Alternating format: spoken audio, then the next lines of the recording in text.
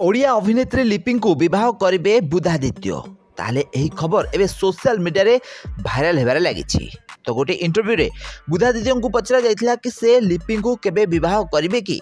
तो यार उत्तर देवाक जाई बुधादित्य कही कि लिपि को तो से विवाह करेंगे नहीं हेले तांको केबे भी हेले से भौणी बा दीदी नंबर 1 कहे नहीं। तो आपण मैंने जानी हॉलीवुड इंडस्ट्री दुई जन बैचलर रही जो प्रथम रही लिपि। तो लिपि को वर्तमान समय प्राय 40 रु अधिक वर्ष बयस है से ए जाए बहुत करना 90 दशक हॉलीवुड इंडस्ट्री रे लिपि अभिनय कर प्रथम एल्बम पर सिनेमा आउे ओडिया सीरियल जबरदस्त अभिनय आपण मैंने निश्चित भाव में देखिथे। तो से बुधादित्य महांती भी 40 रु अधिक वर्ष बयस हो गले। प्रथम से हिंदी इंडस्ट्री रे काम करते परवर्ती समय से ओडिया इंडस्ट्री रे ओडिया सिनेमा रे काम करते आउे ओडिया सीरियल काम कर नजर आछंती बुधादित्य हेले तांको 40 रु अधिक वर्ष बयस होते से ए जाए विवाह करना।